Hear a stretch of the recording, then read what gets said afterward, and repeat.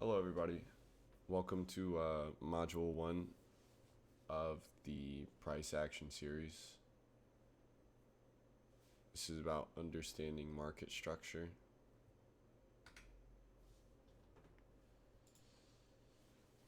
So, swing points.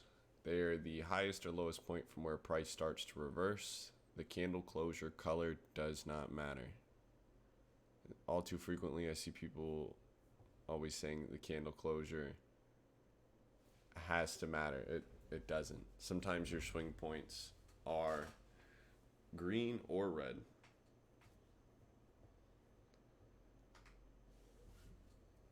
Liquidity. At all swing points within, below, or above, there's liquidity in some form, whether it's in stop losses, resting orders, or frequently points of interest for traders waiting to see how a level reacts. This will be touched on more in later modules, but liquidity is also formed through time.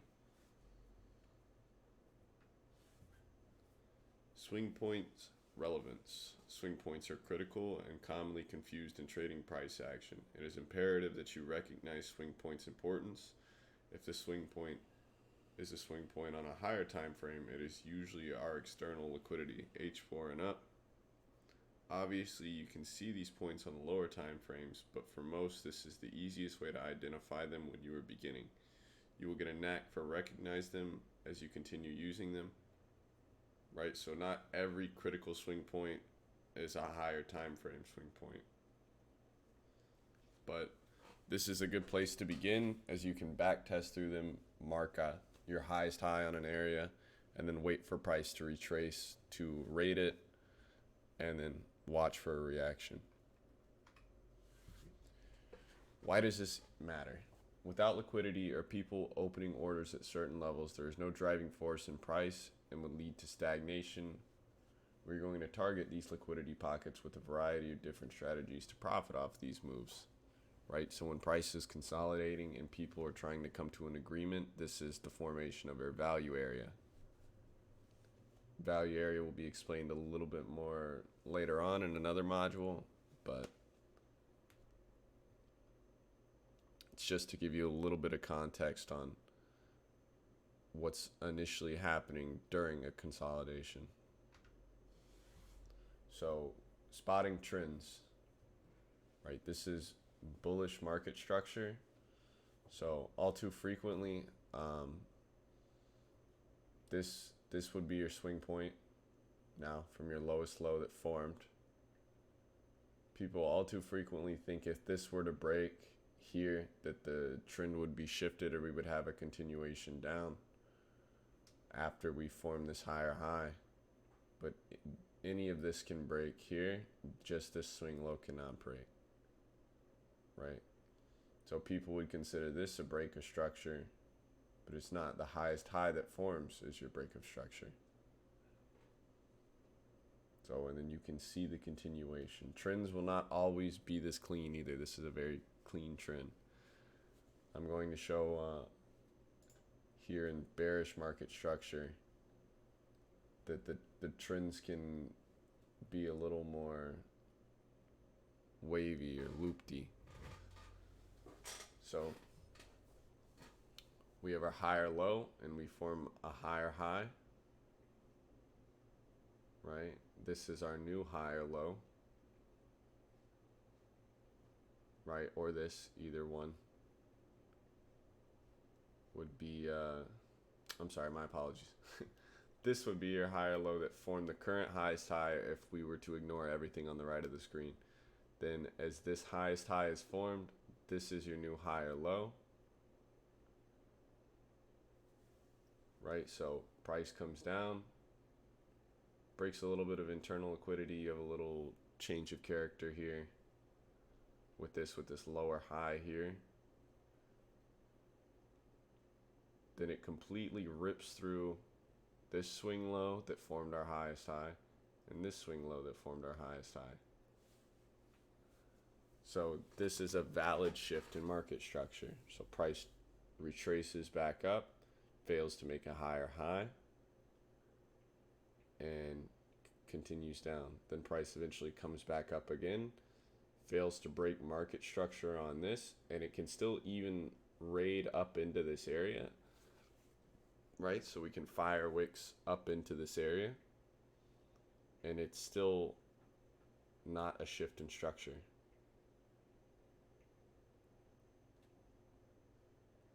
Then we have our continuation along.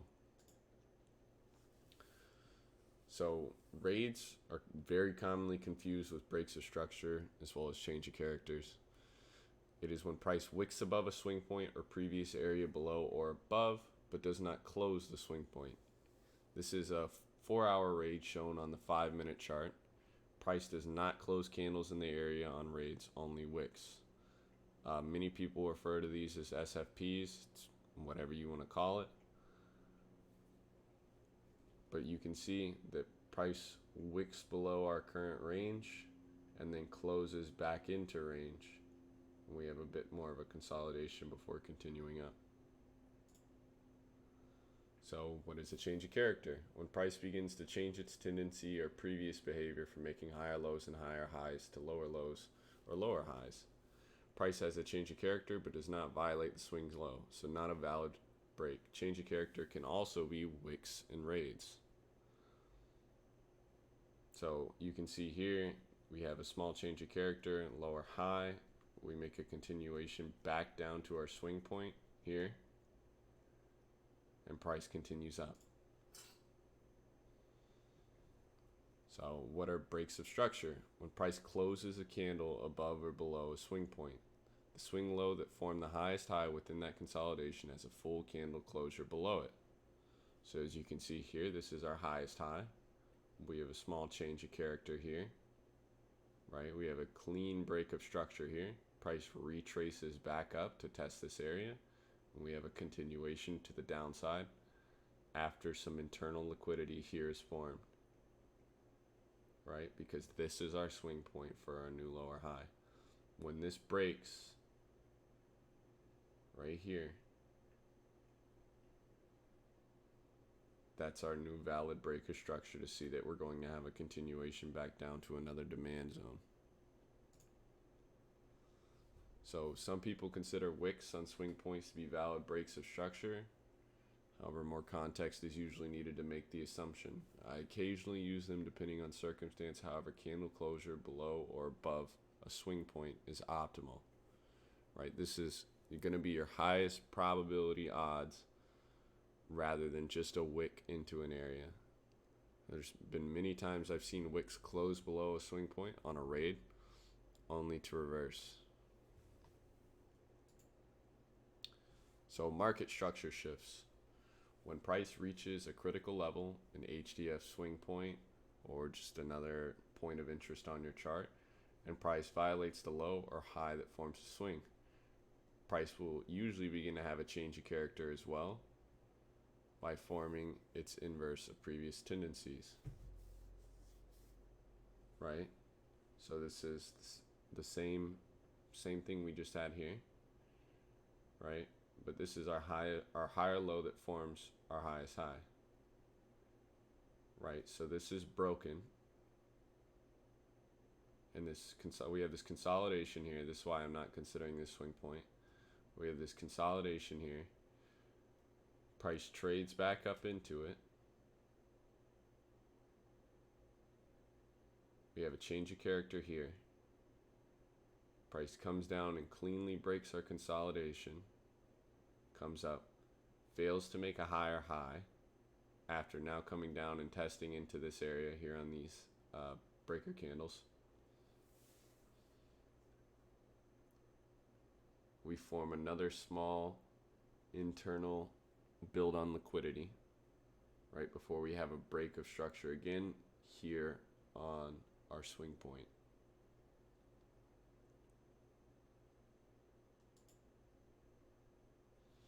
So it is critical when watching that the swing point that forms the highest high or lowest low is broken. Otherwise, price can simply continue. You can falsely identify this and get stopped out on price just continuing. This is easily the most frequent mistake I see in price action trading is people misidentifying swing points to verify valid market structure shifts. Right? So many people would consider this the higher low that formed it, as it's right here level with this this top of the consolidation over here. Sorry.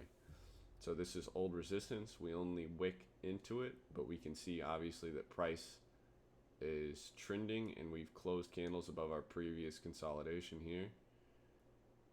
Right, so we've got some form of a shift going on for now. So price comes above,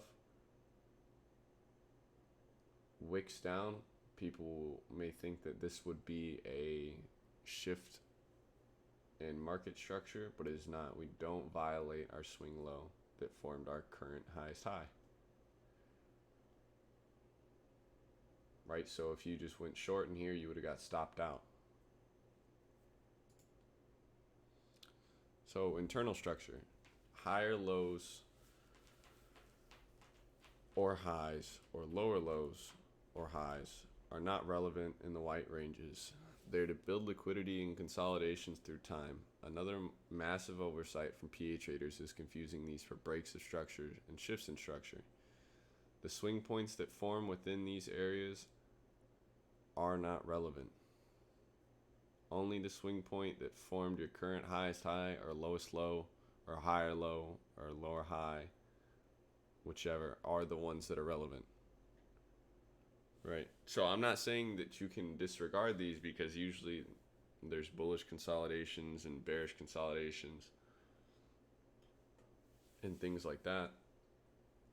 All I'm saying is breaks of structure in this area, or changes of character, I should say, are not relevant. They will not affect the shift in trend. So support and resistance flips. When price gains or loses a previous support or resistance, it can be flipped into to continue it in its intended direction. And when price returns back under it, it acts as resistance. So here's a good example on Solana on the 4 hour. This is an old high. You can see we come up and we bounce off of this high. Here. We get a good move up again. Price breaks here, structure breaks. They come back up to test into a supply zone here, and we continue back down a bit for another consolidation before another drive up. So when we get back under here, you can see this old high, this consolidation here on this from the previous shift when they had their continuation back down to here. Right, it acts as resistance.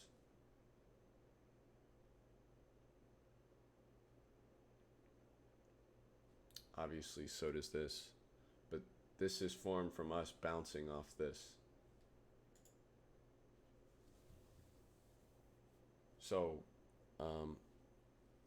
for our closing our guards, I want you guys to hold importance to certain swing points, understand the validity of each one of them, their relevance.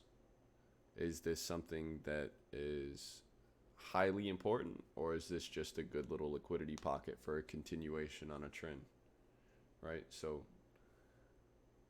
to further into that, you want to differentiate between your internal and external liquidity, right? So is this something that is part of our external liquidity to verify a full-fledged shift in market structure, or is this something that is just to fill orders as we make a continuation as well?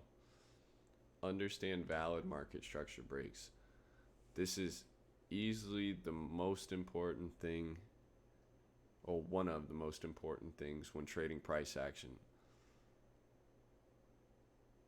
It is such an oversight. I see people all too frequent, and it's one of the easiest things to do as well, is to just pay attention to the swing point that forms your critical level, right? So the inverse of the swing point. So obviously your highest high, you want to look at the higher low to break, right? And for lower lows, you want the lower high to break for reversals. It's completely oversought. And it's one of the simplest things to do. There's no shame in marking each one of these on your chart as they form, right? Back test, back test, back test until you get an eye for looking at these things. Differentiate between breaks of structure, shifts, change of character, and raids. So you want to make sure when you're looking at other things as well, not just your breaks of structure. So obviously your shifts, which we just talked about in reversals. We want to understand that even if there is a shift, that price is still continuing into bullish market structure or bearish market structure with a break of structure. Understand change of characters, that they are not breaks of structure, right? They are just tendencies that can lead to breaks of structure, but they can also give false signals. Raids, which are your liquidity raids, your grabs, your SFPs, right? You want to understand that they are not candle closures above areas that are valid breaks of structures. They are only to be wicks, right? You want them to only be grabs. Your 15-minute is, and your 5-minute are some of the best ways to identify raids.